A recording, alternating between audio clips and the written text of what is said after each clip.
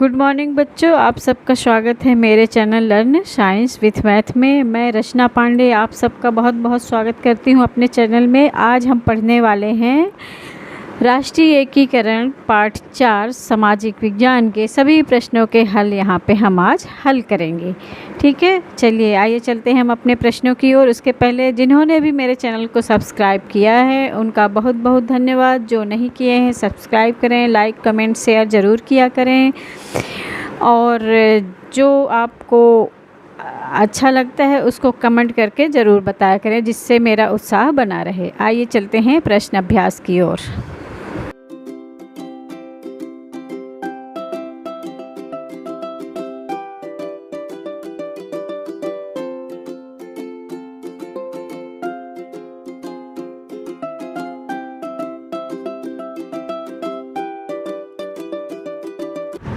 हमारा पहला प्रश्न है, निम्नलिखित प्रश्नों के सही विकल्प चुनकर लिखिए।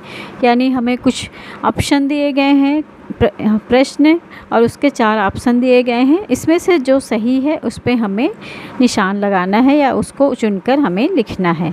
तो प्रश्न पहला हमारा है कि राष्ट्रीय एकीकरण में नागरिकों के मन में कौन सी भावना व्याप्त रहती है। यानी जब राष्ट्र की जो भावना है या लोगों को एक करने के लिए नागरिकों के मन में कौन सी भावना व्याप्त रहती है, तो इसमें राष्ट्रीयता की भावना, धार्मिक भावना, जातीयता की भावना, उपरोक्त में कोई नहीं। तो ऐसे में हम क्या कह सकते हैं कि राष्ट्रीयता की भावना यानी देश के प्रति जो प्रेम की भावना है वह लोगों को राष्ट्रीय एकीकरण में बांधे रखती है। दूसरा प्रश्न है, संविधान में कितनी भारतीय भाषाओं को अधिसूचित किया गया है।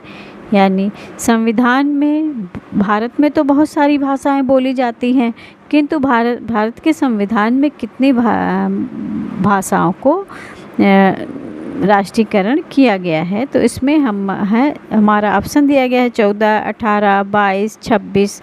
तो इसका सही उत्तर क्या है? इसका सही उत्तर है 22। भारतीय संविधान में 22 भाषाओं को अधिसूचित किया गया है। दूसरा प्रश्न है, रिक्त स्थानों की पूर्ति कीजिए। तो पहला है, भारतीय संविधान में मौलिक अधिकार का प्रावधान है। यानी भारतीय संविधान में कितने मौलिक अधिकार का प्रावधान है। दूसरा, अशोक चिन्ह हमारा कैसा प्रतीक चिन्ह है। तीसरा, प्राचीन काल में वर्ण व्यवस्था किस पर आधारित थी। और चौथा, भारत का विभाजन किस सन में हुआ था। तो इसके उत्तर हैं, भारतीय संविधान में जो है हमारे मौलिक अधिकार कितने हैं भारतीय अर्थव्यवस्था में? 6। हमारा राष्ट्रीय प्रतीक चिन्ह है और हमारी जो वर्ण व्यवस्था थी वह कर्म पर आधारित थी। और हमारा देश जो है कब आज़ाद हुआ, हमारे देश का विभाजन कब हुआ? तो 1947 में हमारे देश का विभाजन हुआ। इस तरह से ये सभी खाली स्थान के आंसर हैं।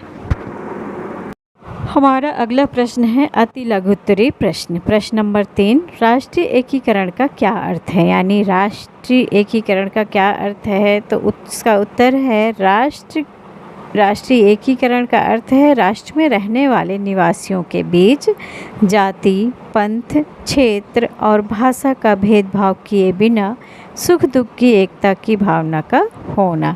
यही हमारा राष्ट्रीय एकीकरण है।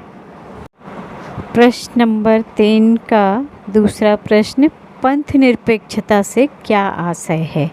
यानी इसका उत्तर होगा, पंथ निरपेक्षता का आशय है प्रत्येक धर्म के अनुयायी और धार्मिक स्वतंत्रता का अधिकार देने व किसी धर्म के प्रति भेदभाव न करने से है।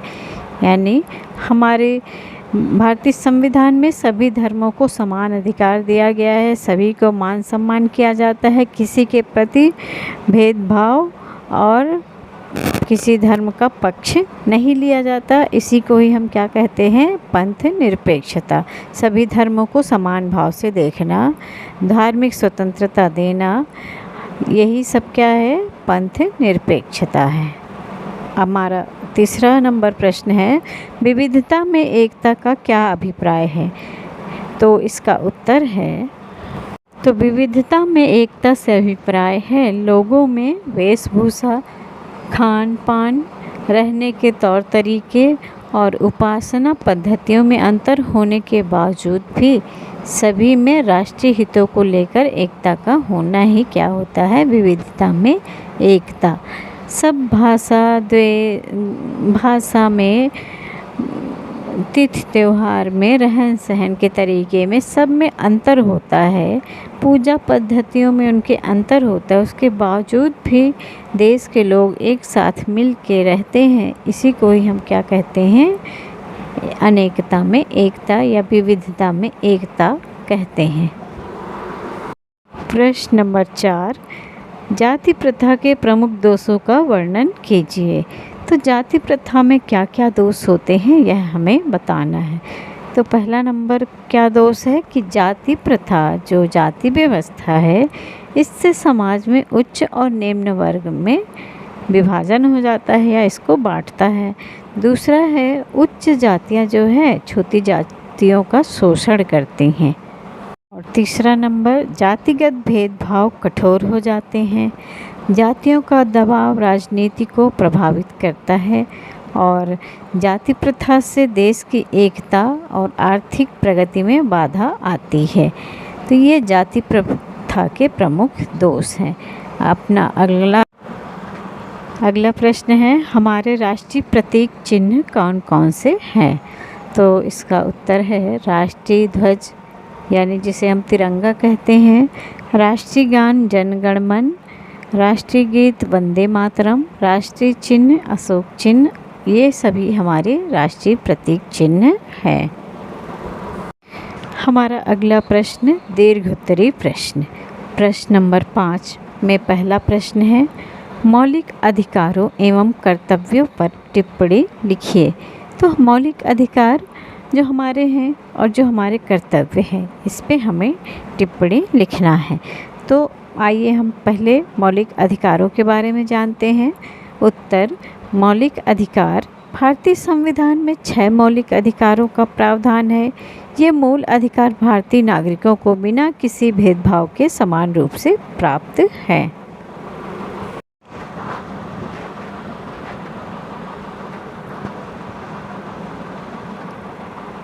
नागरिकों को विकास के अवसर प्रदान करने के लिए मौलिक अधिकारों को और समानता, स्वतंत्रता, सामाजिक न्याय आदि का प्रावधान है। इन संवैधानिक प्रावधानों के अंतर्गत समाज के कमजोर वर्गों, अनुसूचित जाति, अनुसूचित जनजाति और अन्य पिछड़े वर्गों को संरक्षण प्राप्त है। प्रत्येक समुदाय को अपने धर्म एवं भाषा की स्वतंत्रता प्राप्त है। अभी हमने मौलिक अधिकारों के बारे में जाना। अब हमारे मौलिक कर्तव्य क्या हैं? तो मौलिक कर्तव्यों का भी भारतीय संविधान में उल्लेख है। भारत में के प्रत्येक नागरिक का कर्तव्य है कि वह संविधान और उसके आदर्शों, संस्थाओं, राष्ट्रध्वज और राष्ट्रगान का आदर करे। सभी नागरिकों को भारत की एकता और अखंडता हेतु राष्ट्र की सेवा को सदैव तैयार रहना चाहिए तथा बंधुत्व की भावना का निर्माण और सामाजिक संपत्ति की सुरक्षा करनी चाहिए। ये सभी हमारे मौलिक अधिकार हैं, मौलिक कर्तव्य हैं। मौलिक अधिकार हमें तभी प्राप्त होंगे जब हम अपने कर्तव्यों का निर्वहन करेंगे। इसलिए मौलिक अधिकार और मौलिक कर्तव्य दोनों ही हमारे लिए उपयोगी हैं, पर सबसे पहले हमें मौलिक कर्तव्यों का पालन भी करना चाहिए, तभी हमें मौलिक अधिकार प्राप्त होंगे। अगला प्रश्न है, पृथकतावाद का विस्तार से वर्णन कीजिए। पृथकतावाद नाम से ही स्पष्ट है, अलग होना। तो देश में अलग होकर अपना स्वतंत्र राज्य बनाने की मांग करना पृथकतावाद है। क्षेत्र की अति आक्रामक एवं पृथकतावाद को जन्म देती है। कई जाति भाषा के लोग यहाँ रहते हैं। कभी कभी अपनी उपेक्षा महसूस करने पर ये पृथक राज्य बनाने की मांग करते हैं और इसी को ही हम क्या कहते हैं, पृथकतावाद। प्रायः यह सीमावर्ती राज्यों में इस प्रकार की प्रवृत्ति पाई जाती है। जिसके दुष्परिणाम से पृथकतावाद की भावना प्रबल होने लगती है। इस भावना को देश की अस्थिरता में रुचि रखने वाली बाहरी ताकतों द्वारा भड़काया जाता है। देश के अंदर रहने वाले लोग, कुछ लोग भी अपने निहित स्वार्थों की पूर्ति के लिए इस प्रकार की भावनाओं का प्रयोग करते हैं। राष्ट्र विरोधी और कट्टरपंथी लोग तो हिंसक साधनों एवं आतंकवादी तरीकों तक का प्रयोग करने लगते हैं। पृथकतावाद की प्रवृत्ति राष्ट्रीय एकता के लिए गंभीर चुनौती है। अगला प्रश्न है, राष्ट्रीय एकीकरण के सहायक तत्वों का वर्णन कीजिए। तो उत्तर है, राष्ट्रीय एकीकरण के सहायक तत्व इस प्रकार है। समान मौलिक अधिकार। पहला हमारा जो राष्ट्रीय एकीकरण में सहायक है वह तत्व है समान मौलिक अधिकार, क्योंकि देश में जितने भी जाति धर्म के लोग हैं सभी को समान मौलिक अधिकार प्राप्त हैं। 6 मौलिक अधिकारों का प्रावधान है। ये मूल अधिकार भारतीय नागरिकों को बिना किसी भेदभाव के समान रूप से प्राप्त हैं। इससे समानता, स्वतंत्रता, सामाजिक न्याय का प्रावधान है। दूसरा सहायक तत्व है समान मौलिक कर्तव्य। भारत के प्रत्येक नागरिक का कर्तव्य है कि वह संविधान और उसके आदर्शों, संस्थाओं, राष्ट्रध्वज और राष्ट्रगान का आदर करे। सभी नागरिकों को भारत की एकता और अखंडता हेतु राष्ट्र की सेवा को सदैव तैयार रहना चाहिए और सार्वजनिक संपत्ति की सुरक्षा करनी चाहिए। अगला जो सहायक तत्व है पंथ निरपेक्षता। हमारे संविधान ने भारत को एक पंथ निरपेक्ष राष्ट्र घोषित किया है। प्रत्येक धर्म के अनुयायी को धर्म स्वतंत्रता का अधिकार है। सरकार किसी धर्म के प्रति भेदभाव नहीं करती है। और अगला हमारा जो सहायक तत्व है समान प्रतीक चिन्ह। अगला जो हमारा सहायक तत्व है समान प्रतीक चिन्ह। तो हमारे राष्ट्रीय चिन्ह, राष्ट्रीय ध्वज तिरंगा, राष्ट्रीय गान जन गण मन, राष्ट्रीय गीत वंदे मातरम, राष्ट्रीय चिन्ह अशोक चिन्ह आदि हैं। और ये राष्ट्रीय भावना व राष्ट्रीय एकीकरण को बल प्रदान करते हैं। राष्ट्रीय एकीकरण में एक और तत्व सहायक है पर्यटन। तो पर्यटन से हम एक दूसरे के निकट आते हैं, एक दूसरे की विशेषताओं और समानताओं को और समस्याओं को समझते हैं, जिसके कारण समान भाव, विचार और दृष्टिकोण विकसित होता है और राष्ट्रीय एकता की भावना को बल मिलता है।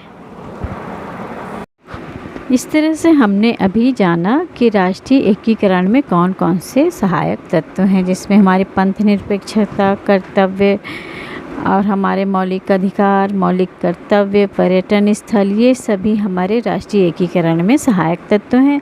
अब हम राष्ट्रीय एकता में जो बाधक तत्व हैं उनके बारे में जानेंगे। तो हमारा प्रश्न है कि राष्ट्रीय एकता में बाधक तत्वों का उल्लेख कीजिए। तो राष्ट्रीय एकता में जो बाधक तत्व प्रमुख हैं वो इस प्रकार से हैं। सांप्रदायिकता। पहला जो हमारा बाधक तत्व है सांप्रदायिकता। सांप्रदायिकता शब्द का अर्थ है ऐसी भावनाएं व क्रियाकलाप जो अपने संप्रदाय और उसकी विशेषताओं को श्रेष्ठ समझे तथा दूसरे के संप्रदाय और विश्वासों को हीन समझें, यह सांप्रदायिकता कहलाती है। और ये सांप्रदायिकता हमारे देश की एकता के लिए बहुत बड़ा खतरा है। दूसरा है जो बाधक तत्व है भाषावाद। असुरक्षा की भावना से ग्रस्त होकर विभिन्न भाषाई समूह अपने भाषाई हितों की राष्ट्र हित से अधिक प्राथमिकता देने लगते हैं और वे अपनी मातृभाषा से प्रेम और दूसरी भाषाओं से के प्रति संकीर्णता और घृणा की भावना रखने लगते हैं। इस प्रकार की प्रवृत्ति राष्ट्रीय एकता को कमज़ोर करती है। अब अगला हमारा बाधक जो तत्व है जातिवाद। जो बाधक तत्व है जातिवाद। जाति एक ऐसी इकाई है जिसके सदस्य आपस में मिलके शादी विवाह खान पान नियमों में बंधे रहते हैं। वर्तमान में शिक्षा के प्रसार, विज्ञान, औद्योगिक विकास तथा शहरीकरण से जाति व्यवस्था के बंधन कुछ शिथिल हुए हैं, किंतु भारत के संविधान में छुआछूत एवं जातिगत भेदभाव को गैर कानूनी घोषित किया गया है। फिर भी जातिगत व्यवस्था जो है यह हमारे देश में एकीकरण में एक बहुत बड़ा बाधक तत्व है। अगला कारण है आतंकवाद। तो वांछित उद्देश्यों की पूर्ति के लिए हिंसा का सुनियोजित प्रयोग आतंकवाद है। आतंकवादी विचारधारा के लोग भय व आतंक के द्वारा अपने विचार मनवाना चाहते हैं। धार्मिक कट्टरता से प्रेरित होकर लोग निर्दोष व्यक्तियों की जान लेने के लिए मरने मारने की घटनाओं में भाग लेते हैं। यही आतंकवाद कहलाता है।